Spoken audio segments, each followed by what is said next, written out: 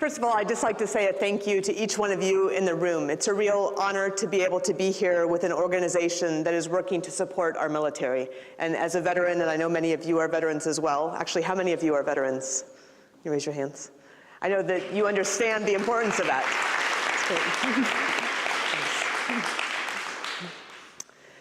So as I was introduced, my name is Shannon Polson, and I am an author, a speaker, an adventurer, and a veteran. I served on 4 continents over 8 years, leading 2 flight platoons and 1 flight company, and serving on staff on the 4th. My book, North of Hope, looks at a very different type of journey in the far remote reaches of Alaska's Arctic, my home state. So today, I devote my time to writing and to speaking to corporations across the country about leadership and grit, courage and creativity, storytelling and transformation. So with that, let's get started. I'd like to take you on a journey today, and we're going to start out where many of you have probably been, in the red clay of the southeastern United States, Fort Rucker, Alabama, and Fort Bragg, North Carolina. Woo! We're going to go then to the forested hills of Bosnia, and we're going to go to the mountains of South Korea, right along the demilitarized zone between North and South Korea. But more than this around-the-world trip, what I'd really like to take you on is a journey into the depths of the human spirit, the place where it is that we find the ability to lead ourselves and to lead others, and where we're able to access the grit that will get us through. So to begin, I'm going to ask you to walk with me out onto the tarmac. The very first time that I flew the Apache helicopter. I had just graduated as an honor grad at the Flight School and Officer Basic course in Fort Rucker, Alabama, and I had requested and been assigned the Apache in 1993 and 1995, so this is right after the lifting of combat exclusion. I had just graduated, so I'd learned this confidence and this ability to show that I was in charge, but when I walked out towards the Apache for the first time, I felt more than a little bit terrified and more than a little bit excited. But still, I walked out towards the Apache and I pretended like I had everything under control. The Apache is 58 feet long. That's practically the width of this room. It's about 12 feet high. It's about 18 feet wide, and it has a rotor diameter of 50 feet, so almost again, the width of this room. And when I walked out on the tarmac, it was crouching there like a praying mantis, ready to strike. I never got over thinking of it like a praying mantis. And it was lined up with other Apaches, also ready to strike. So I walked out with confidence, put my hand on the fuselage, put my foot up onto the wheel, swung my other leg up onto the forward avionics bay, and got myself up to the cockpit. Now, for those of you who don't know, the Apache is a tandem-seated helicopter. There's only room for 2 pilots who are seated in a tandem configuration, just like a fighter plane. It has an all-glass cockpit. So I opened that door for the first time, and it opens outward like a Lamborghini. I reached inside and grabbed those handholds inside the cockpit and lowered myself down onto those seats that always smelled like dust and steel and had been compressed from years and years of use. And then I started the run-up procedure that I would learn to memorize, but I would always use the checklist. I put my knee board around my leg, Velcroed it underneath. The collective was to my left, the cyclic coming up from the floor between my knees. We would advance the power levers, bring the rotor blades to full RPM, add in a little bit of collective, release the brakes, push forward on the cyclic, a little bit of right pedal, and then we would start to maneuver out for takeoff. Does anybody know which way we would take off? Any pilots out here? Into the wind, thank you. And that's great. Anytime you take off in the Apache or any other aircraft, you turn the nose into the wind. You face into the resistance, and if you use it the right way, it will help you rise. So I'd like to talk to you today a little bit about the journey over these 8 years. And when you come away from today's presentation, you're going to have your wings. Maybe not quite your wings, but you will have a few takeaways, I hope, where you can think a little bit differently and see a little bit differently about how you might lead yourself and lead others, regardless of the seat that you're sitting in. So we'll talk a little bit about how I got into that Apache in the first place. And again, Blue Devils at Duke University in North Carolina. I was graduating in 1993, and I was a month before my commissioning and my graduation. I'd been drilling with the National Guard as part of my scholarship, and so I drove to the state aviation officer in Raleigh, North Carolina for my assignment. I reported, stood at attention, gave a salute, sat down, and he started to talk to me back and forth a couple of minutes, and then he stopped, and he sat back in his chair, this is the spring of 1993, and he looked down his nose and he said, "You realize, cadet, that you will never fly an attack aircraft." And I sat there, and I thought it was a strange comment because attack aircraft weren't open to women at the time. So I saw the comment for what it was meant to be, which was small and mean and cutting. And I said, "Yes, sir," because that's the only thing that you can say in that kind of circumstance. And then I went to my next meeting, which was with the assignments officer, and he was a very nice man. Made a couple of phone calls, and then he swiveled around in his Army-issue chair, and he said, "Lieutenant," well, it wasn't quite a lieutenant yet, but "Cadet, I'm sorry to tell you this, and this is unofficial, but the battalion commander won't allow a female pilot to be assigned to his unit." So I said, "Yes, sir." And I drove back to my ROTC detachment, and I asked for active duty. My dad always said the Army had the last laugh on that one. For those of you who don't know, it was a part-time gig and a full-time gig, and I signed up for the full-time gig. Now, a month after my graduation from Duke and my commissioning as a second lieutenant, Congress changed the game on this colonel, and they lifted the combat exclusion clause for women, so that now all of the aircraft in the Army inventory were available to women and to men to fly. But I have wondered sometimes what it would have been if I had allowed his limitations to begin to define my career, and if I had allowed the way that he looked at me to influence my own perspective of myself.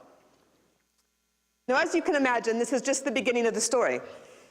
My first duty station was Fort Bragg, North Carolina, and I showed up assigned to the 229th Aviation Regiment. I understand, I think it's all been disbanded by now, but 229th Attack Aviation Regiment, and we took our lineage from the Flying Tigers in Vietnam. And when I first arrived, I was wearing my brand new butter bars, the brand new second lieutenant butter bars, which means that you really don't know anything, but you think you do. And I was assigned to go to a breakfast that honored women in the military at a nearby Marine Corps base. Assigned means that I was ordered. And so I put on my dress green uniform, I had my flight wings and my airborne wings, and that was it. There was nothing else on that uniform at the time. And I drove to the Marine Corps base, and I was the only green uniform in this sea of navy blue and royal blue, and then just a little bit of olive green there too. And it was a very nice breakfast. I was so nervous that I barely stood up for the Army song. But at the end of the breakfast, the host of the breakfast took me over to the Air Base commander and said, "Sir, this is Lieutenant Huffman. She's the first woman to fly Apaches at Bragg." And I looked at him and I said, "Nice to meet you, sir," and I extended my hand. And that colonel looked at me like he had just been shot. He straightened up as though someone had run a ruler up his back at just that moment, and he swiveled on his heel, and he walked away. So I drove back to Fort Bragg, North Carolina, drove back to where I had been assigned, unlike most lieutenants who were assigned to a flight platoon to start out, or maybe the 3-5 platoon, the fuel and ammunition platoon. I was assigned to be the assistant to the assistant operations officer. So I was working for the captain who worked for the major who worked for the colonel, and I essentially was typing up the appendices to op orders. And that usually started sometime after the day was over, because that's about when he got to it, and I would type into the night. And at some point I went to that captain and I said, "You know, sir, I want a platoon. I'm flying a little bit, but I'm here to fly." And that captain looked at me and he said, "Lieutenant, the Army doesn't owe you anything." So I went back to typing up my op orders, and we came in on a Saturday because the major frequently had us come in on a Saturday. I think it was because he didn't like to go home too much. And he was very friendly, but we were in on a lot of Saturdays. And I remember one Saturday he stood in the middle holding court of the room, and he looked at me and said, "Don't worry, Lieutenant, you'll be married by the time you're 25. And I thought, wow, I'm not really thinking about getting married. I'm thinking about flying. I'm thinking about leading my platoon. I'm thinking about someday commanding a company. And so about a month later, I went into his office and I said, "Sir, I've been doing a lot of typing, but I think I can do more than this." And he looked at me and he was a little bit surprised. So he gave me a rifle range to run, and he gave me battalion resources to manage, and all of those sorts of jobs that you do when you're a brand new lieutenant. And I made sure that I crushed all of them. And eventually I took my platoon. But I will tell you that that process, and I think now about the young 20-year-olds that I know, I was about 21 to 24 years old in that time period. And I think about how easy it would have been to allow those sorts of mentalities to just push me down and to be able to just extinguish all sorts of excitement that I might have had. So this is where I want to come back to the very first thing that you do as a leader.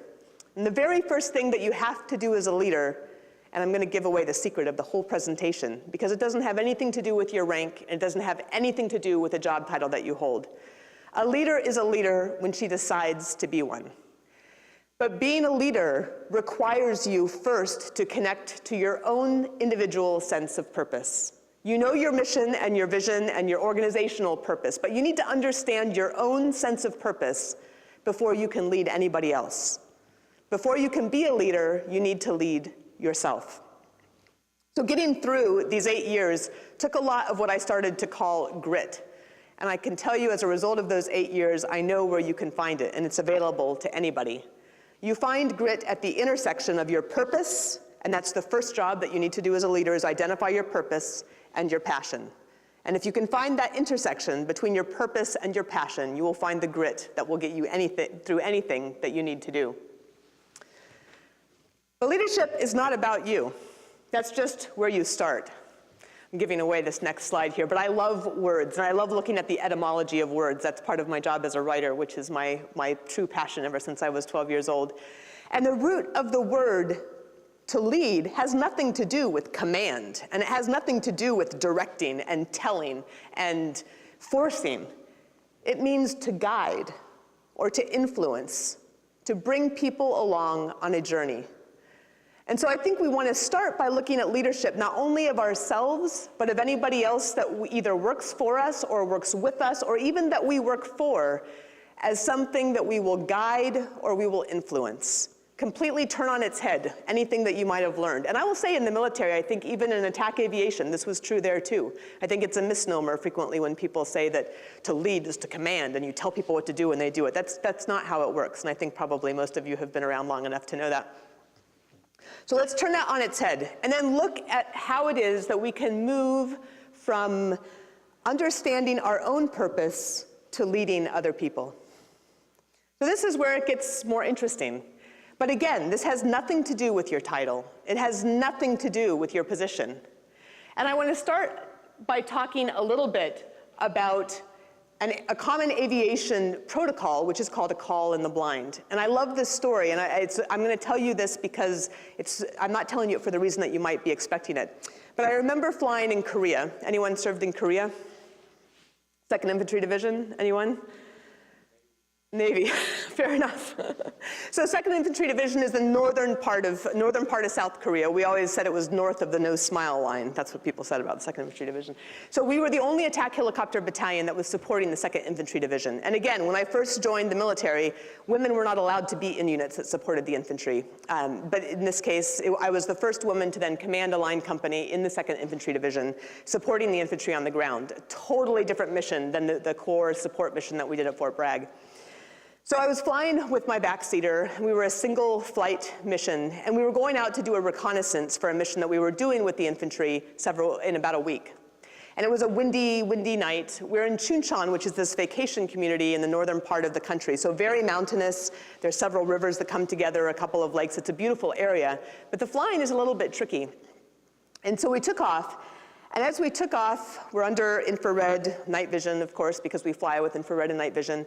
We take off and we go around the ridgeline that takes us away from Chuncheon. And now we're into the dark mountains of Korea. It's pretty quiet back there. It's beautiful in the daytime, some great hiking. If you ever come across, you'll come across these beautiful little Buddhist temples that are nestled up into the mountains. There's also fighting positions, and there are ditches that are dug along ridgelines as well, which would always give you pause. But as we flew along that ridgeline, we started to make calls in the blind. And this was our protocol because there were also South Korean units that were operating in this same sector. Now for South Korea, they're ready to go to war at any moment. This is a very real world mission for them. And for any American units that are operating in Korea, everything that we did was in support of Op Plan 5027, which was the defense of South Korea. So it's a very real scenario for them. The South Koreans did not fly with lights, and they almost never used the radios. So we would do calls in the blind at night under infrared so that people would know where we were, assuming that they were listening to us. So it was all about a protocol of transmitting and hoping that somebody received it. We got out to the place where we were going to be doing the reconnaissance, and it was high up in the mountains. We were going to be doing these out-of-ground effect hovers. I love that I can use these words with this group because several of you will know what it means. But we're doing a very, very high hover, which is a difficult, fuel-intensive maneuver for a helicopter to do, especially under infrared in the mountains at night in a really windy condition. And we were looking down at a landing area where the Black Hawks were going to be dropping off infantry, and we were doing overwatch in this mission. Again, this is a training mission in support of Plan 5027. But it was a very real mission in that we were flying a helicopter under infrared, under very, very windy conditions. And we were probably 20 to 25 miles from the airfield. I knew that we had no line of sight to anybody, and we communicated on FM radios, so it needed to have line of sight. So I continued, I remember, keying the mic and making these calls in the blind, saying, this is Razorback 06, we're at this location, and every 30 minutes we would check in. But I remember knowing that if anything happened, nobody could hear us. There was nobody on the other end of that radio. There was nobody that could hear a thing that we were saying. So why do I tell you this story? We got back safely, obviously, I'm here. But I tell you this story because a call in the blind is not a leadership technique. And a call in the blind, I think, is frequently how we are trained to communicate as leaders. We're trained to articulate the vision, articulate the mission, articulate the objectives, and then make a call in the blind and hope people are listening. Have you heard of that once or twice, been around that once or twice somewhere in your careers? Surely not here. But that happens quite a bit, right? We're busy people. We have things that we need to do. We say, this is what you need to do, execute A, B, C, and you expect that people will execute it. So a call in the blind is not a leadership technique, but it's something that people use as a leadership technique. And it's not very effective. I want to tell you about a time that I failed by using a call in the blind, essentially. And it was as a brand new lieutenant, and I was determined to excel. I was determined to exceed the standard in anything that I was doing. So I took my first flight platoon after my year as the assistant to the assistant operations officer, typing operations orders. And I took my first platoon, and I had a great group of warrant officers, an incredible group of mechanics. And my warrant officers are professional pilots in the military, so they have signed up to fly. And they fly in every single duty assignment, and very rarely until they're senior do they do any kind of staff time other than additional duty. The mechanics are fixing the helicopters, and commissioned officers come and go. We do a flight assignment, we do a staff assignment, we do a flight assignment, we do a staff assignment. So I decided that because that year warrant officers had become commissioned officers, and because as a commissioned officer, I was frequently expected to do book reports on things like We Were Soldiers Once and Young, which was the legacy of the 229th Aviation Regiment, it would be a great idea for my warrant officers to do book reports. Anyone have any idea how that might have gone over? So this is not the sexy part. This is not the stories from inside the cockpit, because lots of times communication is not about the sexy part. Lots of times leadership is not about the sexy parts. And I remember several people pushing back, and I said, you know what, I'm the lieutenant, I'm the platoon leader, this is what we're gonna do. And then one day I was sitting at my desk, and a senior warrant officer from downstairs in the maintenance shop came up and he said, hey, LT, let's take a walk. I said, okay, because that's what you do when you're a lieutenant and a senior warrant comes and talks to you. And we walked down the steps into the hangar where there were probably 8 Apaches lined up in various phased maintenance or various parts and pieces taken apart and being reassembled. And he kept walking, so I followed him. He's 6'4", very big guy. We walked all the way down to the end of a tail boom of one of the Apaches. And there were auxiliary power units whirring and all kinds of wrenches turning, so you couldn't hear anything. We were by ourselves at the end of this Apache. And I stood on one side of the tail boom, and he stood on the other. And he looked at me and he said, so LT, so about these book reports. I said yes, because I had determined I was going to hold the course, and this was the right decision, and I was exceeding the standard. It wasn't expected, I was exceeding the standard. He said, you know, it's within your power and your right to make these guys do these book reports. But if you do that, they will do only what you tell them to do from here on out. And he said, you can't afford to have them only do what you tell them to do from here on out, because these guys are making this platoon a success in ways that you have not even been exposed to. So I said, right. Who thinks that I had to go back and take back my words? Yeah, so that was a failure. That was a call in the blind. I had pushed something out without doing any kind of receiving first. I think I learned a lot from that. It was really difficult to go back and reverse my decision. But I think I learned a lot from that, because when you're a leader, the first thing that you need to do is to receive. You set up your frequencies to receive the calls in the blind. So what I wish that I had done then was, when I first took that platoon, was to go to coffee or go to lunch or go get a beer with each of those warrant officers and said, hey, tell me about where you've served. Tell me about what it is that motivates you. Tell me about what it is that you want. How's your family? What are you looking for? And really tried to get to know each of those warrant officers. We recovered, but it definitely took us a little bit of time. And I definitely felt like I had egg on my face for a part of that. So that's part of it. So the part that I think it's fun is how you do it right. And I was thinking today about coming to speak to all of you, and I know that you are coming from Texas and from Maryland and from Tacoma, and that you have people in all parts of the world, but you're not off the hook for this. So in the Army, we called good leadership muddy boots leadership. And the soldiers wouldn't trust somebody who had boots that were too shiny, because that meant you really hadn't been out doing the things that the soldiers had been doing. And I'll tell you, when I first took that platoon, I was a little bit scared about my mechanics. Not my warrant officers so much, I'd flown with a few of them before, but the mechanics were tough guys. They were young men. They were big beer drinkers, big Harley riders, and they listened to Rage Against the Machine in the mechanics room. It probably dates all of this, but I've already told you the dates. So I was a little bit worried, and I had to force myself to get out of my desk and to walk down the stairs and to engage with them. And it's not that they welcomed me with open arms, necessarily. So it wasn't as though we just sat down and chatted. So I would have to come up with something to ask. And it was awkward to ask about them personally. So I would ask about an aircraft, or a maintenance status, or a logbook. Or even when I got to know them a little bit better, maybe they could teach me a little bit of something that they were doing. And over time, I got to love these guys. They were some of the hardest working, best people, and I say people, not just soldiers, that I have ever had a chance to work with. I'm going to tell you about a couple of them later in this presentation.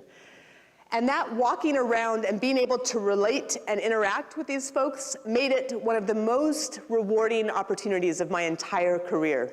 And that's because, again, we had to do the management by walking around.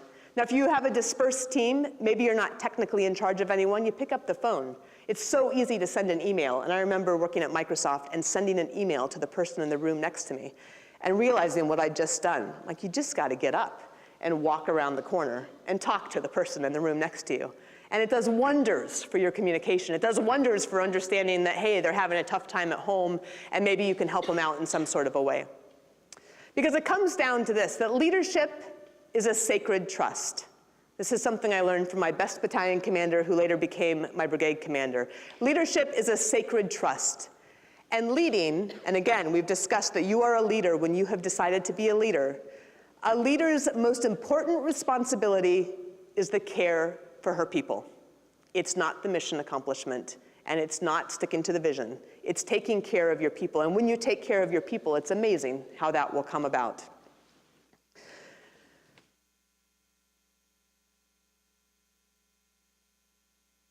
So the third part of communication that I think is so important, and communication, I was thinking as I was putting together this presentation, leading from any seat, and how do you lead from any seat? Communication is one of the most important parts in aviation for safety. It's also one of the most important parts in our life. It's one of the most difficult pieces in the cockpit and out of the cockpit. So I want to tell you a story now that takes you to the forested mountains of Bosnia. This was my second platoon, and I want to go back to this idea of really looking out for your own purpose and your passion to be able to be sure that you can support the organization in the best way possible. Our battalion, there were 2 battalions in the regiment, was not selected to go to Bosnia. Basically, our morale was really, really low. We'd been deploying constantly all over the country. Our battalion commander was riding us pretty hard. I thought he was a great commander, but he did not stay in touch with the needs of his people as well as he could have. So we were not selected for Bosnia. But I really wanted to deploy, because why do you train in the Apache if you don't deploy somewhere? So I heard that there was a flight platoon opening in the other battalion, and I went to my battalion commander and I said, sir, I really like working for you. I love my platoon, but I want to transfer to 1st of the 229th. And he said, hoo-ah. And then he asked me, and I will never forget this actually, he said, tell me something that I could have done better as a battalion commander. And I have so much respect for him asking me that question, and I was utterly and completely unprepared to answer it. But I did say, you know, sir, there's a lot of people right now that are having a lot of problems and a lot of personal challenges. We were deploying every other month, at least, and we had a 30% divorce rate in the battalion. I said, people are tired, and they need some time, and I think that's important to know.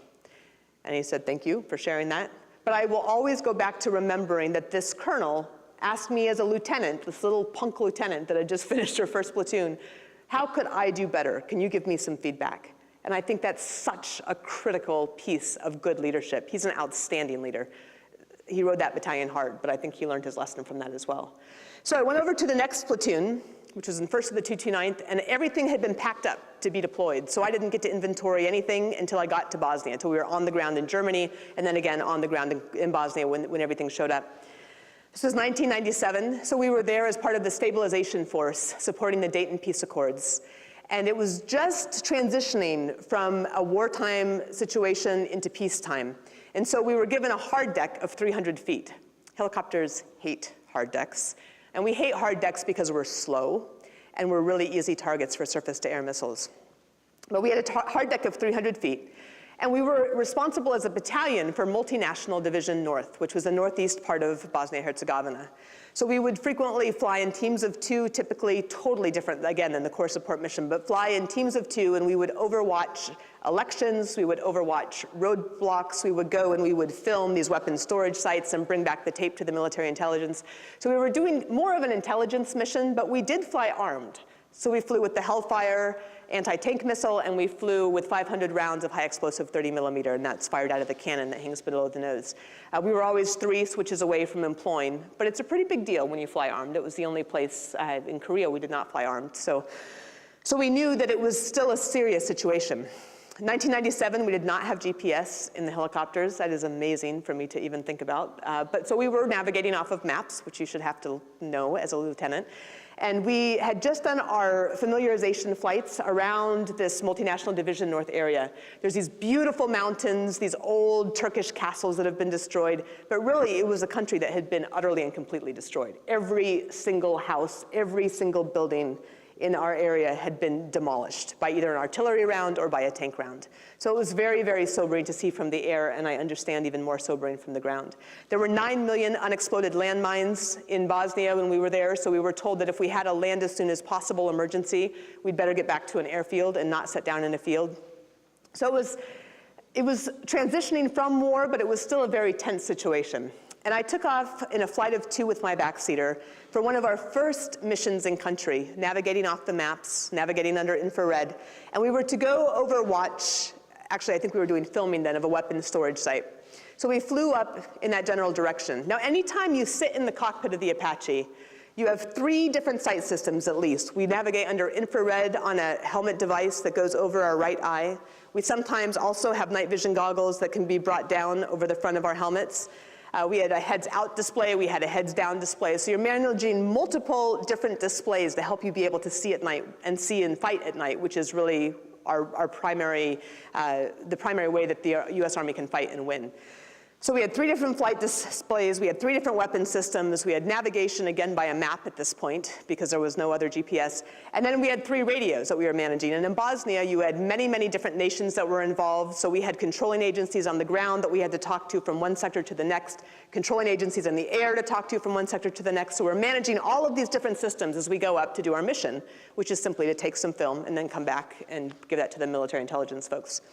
So as we moved up and up to the north, there started to be another sound in my helmet. And I asked my backseater if he could hear it, and he said, yeah. And it was our APR-39, which was our radar warning tracking system, which tells us that we are being tracked by a threat weapon system or a surface-to-air missile. So I called up to the higher headquarters, the controlling agency, and I said, hey, we're at 300 feet, this is our location, we're being tracked by one of the most deadly surface-to-air missiles in the world. And I knew it was against the rules of engagement. It wasn't allowed to happen, but it was happening. And as I waited for their reply, and I could feel my backseater getting tenser and tenser, as I waited for their reply, then we got the acquisition signal. So we had been acquired by one of the most lethal surface-to-air missile systems in the world. And then the reply came back from the controlling agency, and they said, well, if you're nervous, you can go back to PACE, but don't break the hard deck. And I said, okay. Now, there could have been a lot of responses to this. We might have returned to base. But we made the decision, or I made the decision, because it was against the rules of engagement, because we knew that there would be people poking at us, because there had been nothing that had happened in the last year or 2 since we had been deployed to Bosnia, that we were just going to turn it down. So we turned down the APR 39 and we tuned out the noise. Now I think that was the right decision. Might have been the wrong one. I wouldn't be here today if it was. But I think there are times when you're leading and when you're pulling in this information from your people as a good leader and you're pulling in the information for what you need to accomplish with your mission and with your vision, that there's going to be a lot of competing missions and visions from other people and a lot of competing purposes as well. And there are times as a leader when once you have established your own purpose, once you've established the purpose that your people have, that you need to reach over and tune down the noise. I'd like to go on now from communication into my favorite part of this whole equation. This is actually a picture that my friend Charles Bowery sent from when he was flying in Afghanistan. So that's Charles in the front seat. And the most important part of being a leader is taking care of your people. I think the second most important part is that you've got to own it. And in the military, and all of you who have either served already know this, maybe you have had people in your family who have served, understand that you're responsible for everything your soldiers do or do not do. You're responsible for everything you do or do not do. And you're responsible for everything your soldiers do in the military, on and off duty, 24 hours a day, 7 days a week. Unthinkable outside of the military, absolutely unthinkable. But when you're in charge of accomplishing a mission, a leader has to own it. They have, once you've decided to be a leader, and you might be the secretary, and you might be the crew chief, and you might be the brand new finance analyst, you're still a leader if you've decided to be a leader. And if you've decided to be a leader, you have to own the end result. So I want to talk to you now about one of my favorite crew chiefs. His name is Specialist Mike Cameron. He's actually a ranger now over in the Olympic National Park, I understand. And he was one of the best people that I have ever worked with in my life. And again, I say that he wasn't one of my best crew chiefs. He was one of the best people I have ever worked with. And I remember finishing my MBA and thinking, you know, out of all the people that I've met, I would still rather work with Sergeant Z and Specialist Cameron any day. And I met a lot of wonderful people, including my husband at my business school program. But these were two of the best people that I knew. And Mike Cameron, as a crew chief, had the responsibility of maintaining my helicopter, which was tail number 248. So he kept the logbook clean. He made sure that the 10-hour maintenance checks were done. And whenever we launched 248, he would come out to the helicopter, and his responsibility was to stand there as the fire guard with his fire extinguisher, with his eye protection, with his ear protection, let us launch, and then we would be on our way. So that was his job. What Mike did, and I don't know where he came up with this because he's the only crew chief that I ever had who did this, was to go out to the helicopter before we ever came out to pre-flight. He'd take the chains off if there were chains on to chain it down. He'd make sure it was opened up for our pre-flight. And then I remember this on one particular mission because it's so exceptional, and he didn't expect any recognition for this. This was just him owning his aircraft, owning taking care of 248, is that he opened the transmission door as we were getting ready and finishing our pre-flight and wiped down the transmission deck. And then he stood back as a fire guard, let us run up to full RPM, walked back up to the helicopter, and looked at that transmission deck to see if we were dripping any oil. I don't know anybody in the military who ever did this. It was unusual. And I will say that I think of the 4 people that I learned the most from in the military, 3 of them were people who worked for me. And one of those was Specialist Cameron. He set a new standard. He set it for our platoon. He set it for me. He set it for our sister and brother platoons. He set it for the battalion. He set a new standard of what it meant to own your job. He didn't have anybody that reported to him. He was just in charge of aircraft number 248. And I think of Specialist Cameron as a real example of what it means to really and truly own something. And there are times that you're going to get flack for that. And there's times that that's going to take grit, where you go back and you have to focus again on your purpose, focus again on the purpose of the people that are working for you or working with you or that you're working for, and find that intersection between your purpose and your passion, and find that grit and push through the flack that you're going to get. Because nobody likes to be shown up. He wasn't doing it to show anybody up. He was doing it because he took pride in his work, because that's what he loved to do and that's what he wanted to do. To earn it, I want to tell you about another crew chief. This is Specialist Harris. And Specialist Harris was the only female crew chief that I ever had. So like me, she would come in to any situation and be the only woman. She was about 4'10". She was teeny tiny. She did 120 push-ups on the PT test and 120 sit-ups. And if you doubted for a minute that they weren't to standard, you just had to show up and see. She did better push-ups and sit-ups than any guy I ever saw. She was outstanding. And I remember when we were in Bosnia, the soldiers were all on these shift rotations at the guard and for doing guard duty. So they do a 24-hour shift, and then they would take 24 hours off. And if they were off, and other people filled in for them. She crewed my aircraft, number 253. You get to know your aircraft pretty well, although we flew lots of different ones. And I remember when she had just come off a shift 2 hours before, and we were launching for a night mission. And I remember seeing her run down this little, it wasn't a tarmac, we were kind of on these gravel strips there in Bosnia. And she came running down and said, Harris, what are you doing? You're supposed to be sleeping. And she said, this is my aircraft, ma'am. You're going to take off in my aircraft. I'm going to be here to watch it take off. And she was, again, just like Cameron, she wasn't doing that for attention or for promotion. She was doing it because she loved her job, and she was owning her job. Now, she was on the margins. You shouldn't be unsafe about owning your job either, so she was a little on the margins, but I trusted her and I knew her well. So she came out just to make sure that her aircraft launched well, that she could make sure that she took care of it, that she could make sure everything was written up in the logbook if it didn't, and we launched, and then she went out and went to bed and had 20 hours off instead of 24. So those are two examples, I think, of two of the finest people that I have ever worked with. I'm not going to tell you about Sergeant C today, my first platoon sergeant, but I'll tell you he was one of the best I've ever worked with as well.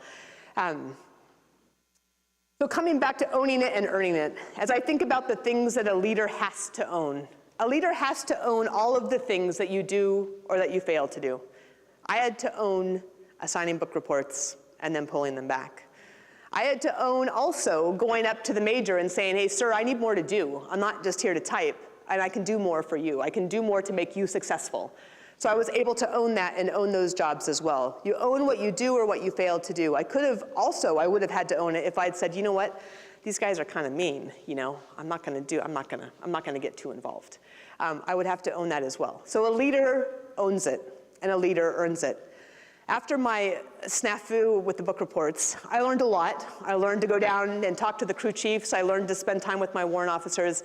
And when I took command in Korea of my company, I knew, just like every single other job that I had in the military, I was always going to be the first woman that any of these men had worked for, and there were no other women. And so I set up a series of sensing sessions. That's what our equal opportunity folks call it. And we would have these roundtable discussions where all like rank came in, facilitated by another like rank. I would not be present, so they could talk about whatever they wanted. They could bring up gripes and complaints and concerns and fears, and I tried to always have an open door policy as well, but there are times that you want to make sure that everybody feels safe giving feedback. And I think back on those sensing sessions, we did probably one a month with the warrant officers specifically. The soldiers, it was easier to work with. And nothing ever came up in those. And I think that that was a success. It could have been a success if something had bubbled up as well. But it was a success because they understood that they were heard, that they mattered, that their concerns mattered, that we were not just there to push a mission down on them and expect them to execute, but we mattered as a team. And I understood that each one of them, each one of the things that drove them, each one of the things that drove us as a group mattered. And I opened the door to be able to listen to them. So I think that was the critical piece for me and the critical turning point in understanding that that purpose has to start within yourself, that grit has to start within yourself. It then has to be translated into understanding the purpose of your people, and that goes to communication and receiving first before transmitting, and then ultimately it goes to owning it. I had to own whether or not I was working well with my warrant officers. That was my responsibility. And I had to figure out a way to do it. It wasn't up to them. So owning it and earning it. And I feel like that's the opportunity that every single leader has, no matter what your position is. You have the opportunity to say, this is my space. What am I going to do to own this? What am I going to do to earn it? How can I make somebody else's life easier that works for me? How can I make someone's life easier that works with me? How can I make someone else's life easier that I work for? If you ask yourself that question, it will get you a very long way. But also it's a lot of fun because it's team building as well. So I'd love it if you would take out a piece of paper. If you have a piece of paper in front of you, that's great. Because we've talked today about finding your own purpose. We've talked about connecting to the purposes on your teams. And we've talked also about ultimately owning it. But this way of communication that we've talked about is really turning communication on its head. So I'd like you to write down 1 or 2 takeaways that you think you might be able to take into your job tomorrow. I'm going to give you just a couple of minutes. You'll have the opportunity to share, but it won't be required.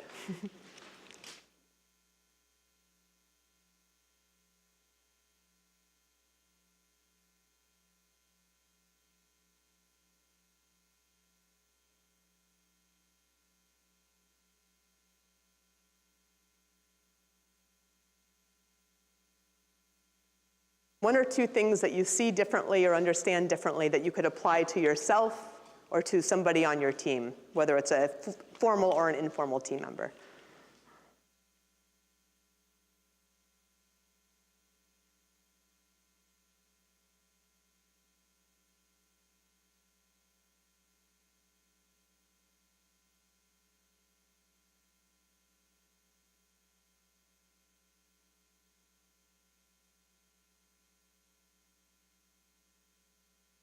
Then as you're doing this, think of a way that, again, this can be a formal or informal team member, that you can help somebody else shine. So you've looked at how you can own something. Now look at where you could help somebody else own it and get credit or get the spotlight for that. Somebody on your team or somebody that you work with, either one is fine.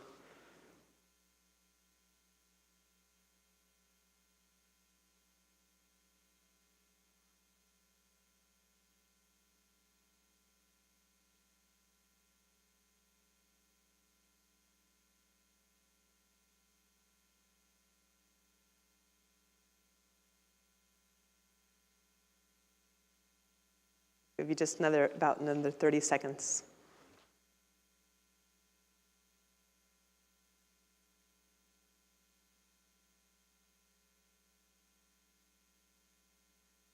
Okay, you can go ahead and finish up writing. You can take a couple notes if you want to come back to that, and I encourage you to do it. So I want to finish with circling back to that first time of walking out to the Apache, that first time of taking off. One of the things that I learned through Bosnia and through Korea, through all of these examples of working with teams that were challenging, is that that little glass cockpit, that little tandem-seated configuration cockpit, only had room for mission accomplishment. It only had room for focused purpose. It did not have room for fear. But there were times that fear entered the equation. There were times when our cockpit filled up with smoke, flying back from Colorado to North Carolina, and we had to do a hard landing on the ground. There were times when we had the radar tracking device show that we'd been acquired by the most hostile threat radar in the world. There were times when we were in the windy mountains of Korea. There were times talking to my first platoon, owning my mistakes, asking for and taking a line company command. There were times that fear entered into the equation. But when fear enters into the equation, and it will, that's when you have to remember the principles of flight. One of you knew them, starting off. You take your helicopter and you turn your nose directly towards that fear. Just like you take off into the wind, you take the nose of that helicopter and take off and fly directly into it. Thank you all very much.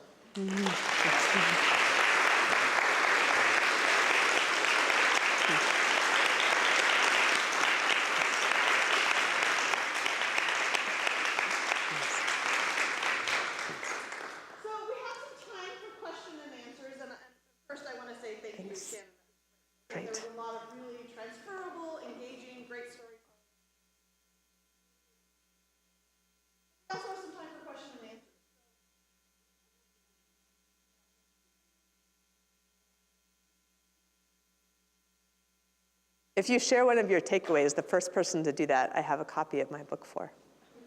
All right, here, I'm going to come back.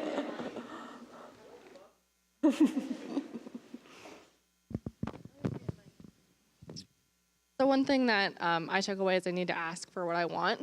You know, I've been here for probably a shorter amount of time than a lot of people, but that doesn't mean that I'm not deserving of something, kind of how earlier you were saying, you know, you were there typing, but you could do more. Yes. So I would ask for more. That's my takeaway. Absolutely, that's great. All right, you get the book. I'll give it to you. Yeah, absolutely ask for what it is that you want, know where you want to go, focus on that. And I will also say there's times when you do those jobs that you don't necessarily want to do, and you do them, you knock them out of the park. You just do the best job you can do scrubbing the toilets, as my grandpa used to say. But you knock those out of the park, and you keep knowing where it is that you want to go. I think that's a really important takeaway. That's great.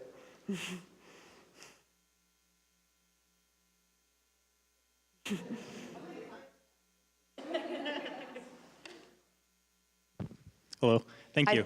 Yeah, thank you again for the presentation. I really enjoyed hearing about and hearing you talk about like being a leader anywhere you are. Yes. And sort of owning it. I worked at a coffee shop, and I was in charge of the ice machine in the back room, and I loved that little ice machine. Like, no one could take it apart and clean it like I could, and it was just a little bit of pride. I was scrubbing an ice machine in the back of a restaurant, but, you own it, and Absolutely. you make it clean. And so, thank you. And then a question, I know you said you flew multiple craft, but do you know where 248 is right now? I don't know where 248 is right now. That's a great question. I imagine it was retrofitted to Longbow, and then I don't know what happened when they disbanded the 229th, where they sent the aircraft. I'm sure it's still out there. Yeah. But I'm sure it's Longbow, or I guess they're now moving towards E models, right? So. Awesome. Thank you very much. You never forget your first helicopter, though. I've heard that. Sorry. So I have a two-part question. One would be, now that you have more time to reflect, what would your response have been to your battalion commander who asked, what could I do better? And what do you think you could have done better in your last assignment for your subordinates? Great questions.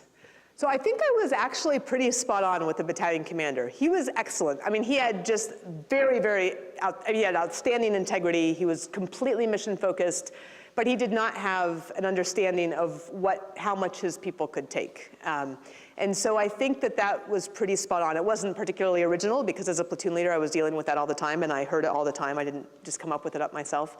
But I think that was right. And I think he did begin to understand that. He changed a lot. He was kind of this really hard driving, kind of yelling sort of guy. And by the time he was a brigade commander, I was like, what happened to this guy? And they learn, right? I mean, you learn in these different positions, and you learn as you mature, and you learn as you become a better and better leader. In my last assignment, it was not a flying assignment. My last assignment was with 32nd AAMDC out of Fort Bliss, Texas, and it's a theater missile defense operations role. I had asked to get out in Korea, and the Army didn't let me. And so I was not really excited to PCS to Fort Bliss because that adds on a year when you PCS. And I did a very good job, but I also, I came in and I did my job and then I went home. But we deployed every other month. That role deployed to Korea, and then it deployed to Kuwait, and then it deployed to Louisiana. And we did these multinational activities that were all theater missile defense based, which is interesting, but doesn't let you have a very normal life. And I was tired of that at that point. Nothing like what people are going through now, I will say, but I was tired of it. But I would have said that maybe I would have just shown up more. I know that the face time in that job was important, and I decided I didn't care because I knew that I got there and I said, I'm here for a year and then I'm leaving, which is not the best way to show up to a unit. But I was going to do my job and do it well, and I did. And I just got an email recently from one of the guys who worked for me who said, hey, I'm so glad I found you on my author page on Facebook. You're the one that helped me study to get into OCS, and then I became an officer, and now he retired as a major. So I think I felt a little bit guilty about not feeling totally plugged in that last year, but I always took care of my soldiers, and I don't want to say I was perfect at it by any means. I definitely had a lot to learn, but I think that I did it pretty well, and I will say getting those emails, and I've had now several, is really gratifying. It's unbelievably gratifying. So I would also say that as a leader, it's not just to make mission, and it's not just to be a leader, but because it's the best way to work, really, is to be able to work with people that you're taking care of and are taking care of you, and that's the team, right? So I hope that was a good answer.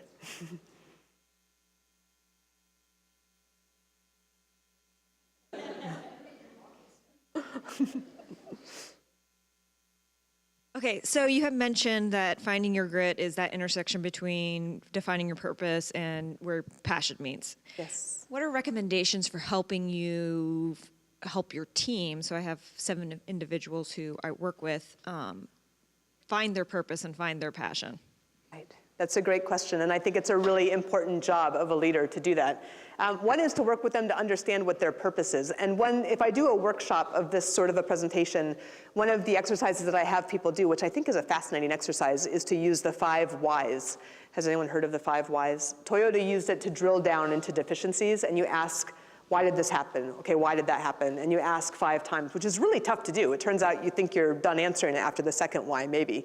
But if you ask yourself, and the example that I give is when I was a lieutenant as the assistant to the assistant operations officer. So I wanted a flight platoon. Well, why did I want that? Well, because I was trained to fly. Well, why was I trained to fly? Because I wanted to be an Army aviator and an Army officer. Well, why did I want that? Well, because I wanted to serve my country. Well, why did I want that? And you think you're done, right? Why did I want that? Because service is important to me. Because I grew up understanding service, not necessarily military service, but including military service, as very, very important. And that is my core value, that service. And so helping your team drill down into those 5 whys and get to that core underlying purpose, I think that helped me get through, like, hey, you know what? I'm not in my flight platoon yet, but I'm going to get there. Yeah, it sucks that I'm the only lieutenant that's, number 1, a woman, and number 2, not put straight into a flight platoon, but you know what? I can kill it where I am and really then be ready to take that flight platoon, use that as a ramp. And so I think helping your team do that exercise of drilling down to find their own individual purposes is a really great exercise. And then finding out what it is that they're passionate about. So and just like Mike said when he was up here, you should be in your job if you're passionate about your job, right? But what you might be passionate about in part is that you're serving, or that you're serving your country, or that you're helping veterans, or that you're helping the military, and that's great. And then helping them to keep that in front of them. I think almost writing on a 3x5 card or something like what your purpose is. It doesn't have to be anywhere anyone else sees. And keeping that touch point right in front of you so that you always can connect to that. I think that's really, really helpful and important. And then if somebody comes with you up with a problem to you, you can ask them, okay, so let's reconnect to what your purpose is. What is it that you love? How does this support what it is that your purpose is and what you love? And it might just be that this is a necessary step to get to this next place. That sometimes is the answer. It's not always that you're doing right now exactly what you want to do, but it's 3 steps away, and that's great. Help them to see that it's 3 steps away, and I think helping to give that vision is part of what a leader can do. So yeah, yes. Yes, sir. So after 8 years, why did you get out? It sounded like you had already made your decision coming out of Korea, but you loved the fly, so what happened? Yeah, it's a great question. I'm writing a book about that right now. You better stay up with it and get the book when it comes out, because I think it's a very complex answer. I think that the answer that I can give now that I could not have given then, there were some incidents of harassment that were pretty severe, so I think that was not the reason, but it was a contributing factor, as we say in aviation accidents. But I would say the biggest reason, I remember going on my 1-month leave from Korea, and I went to Australia and to China, and I traveled with this women's adventure travel group all over China, and came back with my first tattoo. And I remember coming back onto base, and I thought, I was going to be refreshed and ready to go again. And I just felt like I didn't want to be there. I didn't love it. I think I liked it, but I didn't love it. And I have always known that I wanted to write, and I wanted to, the artistic side of me has been a very strong side. I love the business side, and I love the operations side too. But it was not a good place for that kind of energy. And then the last piece, and I will tell you right now, I run a blog on my website called The Grit Project. And I interview women who have served in the past and are serving still today, most of whom were in the vanguard of whatever it is that they're doing. Some fighter pilots, the Army's first woman 4-star general, West Point's first 1-star general, female officer. Some pretty amazing women.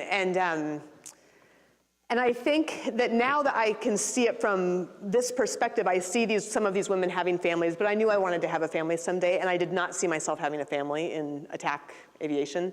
And I didn't want to do anything else except attack aviation. And so I think all of those things kind of converged to be something that I didn't see as a friendly place. I mean, attack aviation, if you're non-deployable, you're dirt, right? If you're combat arms and you're non-deployable, and if you have children, you're non-deployable. So, or in the process of having children, you're non-deployable, and then once you have them, I don't think I'd want to deploy. So I think all of those things are challenging things to wrestle with.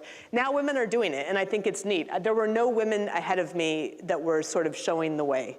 Because there hadn't been any women in attack aviation. So I think that now the young women that are coming in and serving are seeing lots of different options and ways that they can serve, which I'm really grateful for. So it's a long answer to say that there are lots of contributing factors. But I'm very proud of my service, and I always stick up for the military, so especially in Seattle. You Anyone? mentioned you were from Alaska. Yes. I spent 20 years growing up there in Barrow. Oh, wow. Where were you? Where was I in Alaska? I grew up just outside of Anchorage. We have a cabin just outside of Denali National Park where we spend several weeks every year now. The book North of Hope takes place actually around Barrow. So we flew into Kaktovik, and then we did a trip down on the Hula Hula River in the Arctic National Wildlife Refuge, and it follows a very tragic personal story. But so those are the places that I've lived in Alaska. It's a very special and unique place, as you know.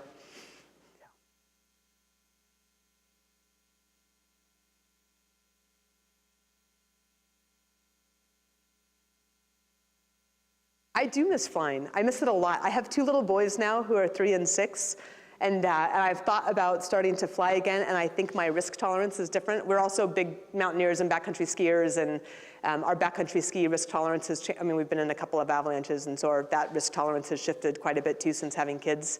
When they're older, if I'm not too old, then maybe I'll be able to do it again, but I do miss it. I love to fly. I love it. It's also tough. I think if you're not going to fly all the time, you shouldn't be flying at all. And so my husband and I had talked about buying into a Cessna, but we love to backpack and we love to ski, and we don't do nearly enough of that. And so we sort of figured if we're not backpacking and skiing enough, we're not going to be flying enough. But if you're not doing it all the time, I don't think you belong in the air at all. So it's tricky, but I do miss it. But I'll never fly anything as cool as the Apache.